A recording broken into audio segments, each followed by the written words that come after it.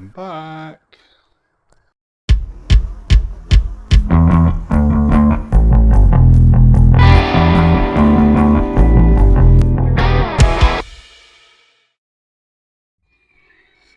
Oh, hey everyone, welcome back to the channel. I know it's been a while. There is a video coming on the Mexi, which is just up there. I've put new floors in it. I don't know if you can just about see that. I'm just in the middle of editing that video, but in the meantime we're in the 63 and I'm going to do something with this button here.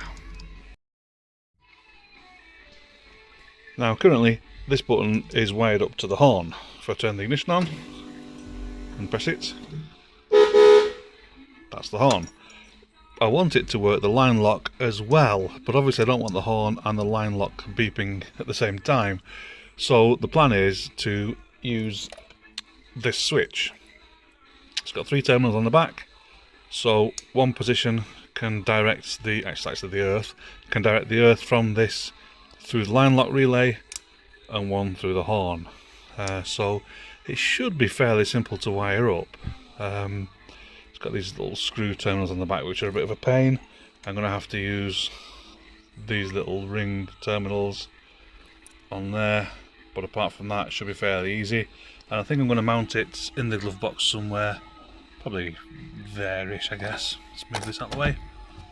Where's that? Let's get that off. Phone mount out of the way, there we go. Probably going to mount it round about there somewhere. I'm not sure if it's going to go up and down or side to side. I guess up and down, and then perhaps there's room for another up there for something else. Yeah, okay, probably going to go there. Right, so first thing to do is open up the bonnet, or the frunk, which is not there, access the wiring.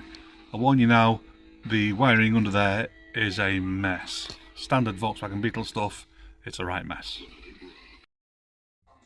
Right, just to explain what I'm doing, as much for me as it is for you to understand it. There's the horn, there's the line lock, there's the button on the steering wheel, there's the battery. For anything to work, 12 volts, it needs positive and negative to work, okay? If that was wired up like that, that horn would be beeping constantly, which we don't want. So, get rid of that.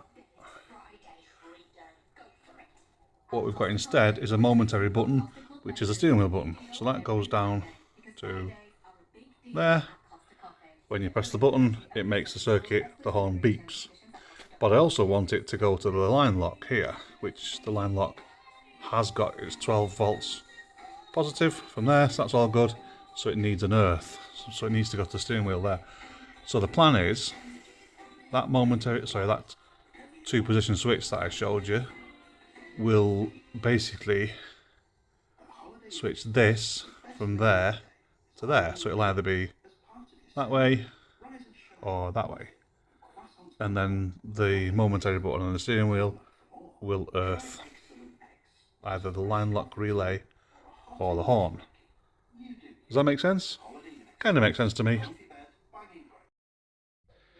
There's a bit of a hint as to what's going on because you can just see a lot of wires under the cover there. So if I pull this off, the full horror is revealed.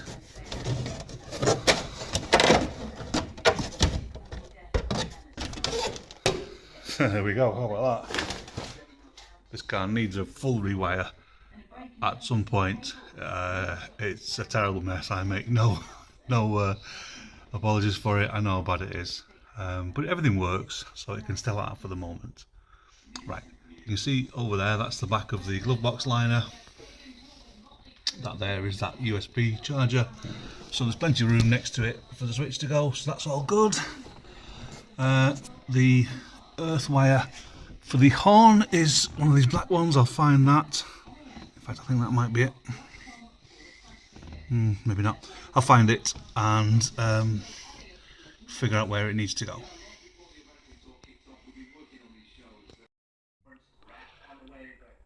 Right, this is it.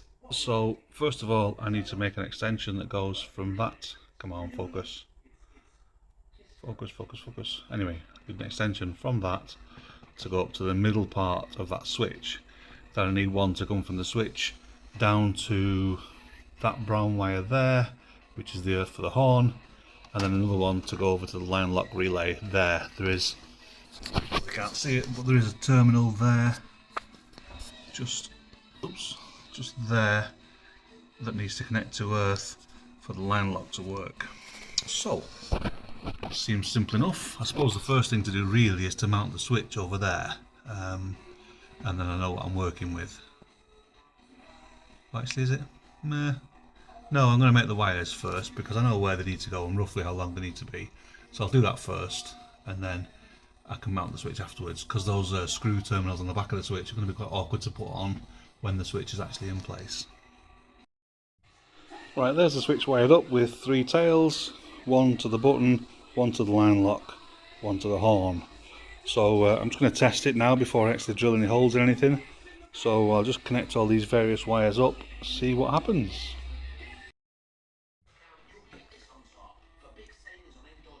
Okay, I've tested it and it works. Unfortunately, I can't sort of film it one-handed.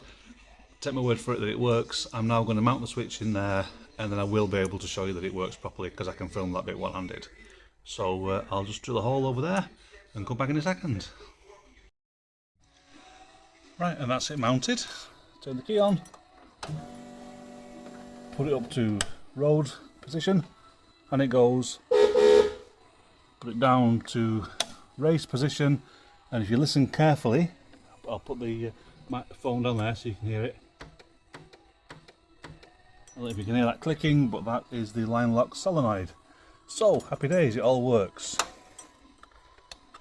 Now I'll go outside, get the engine warmed up, and see if it actually does a big skid.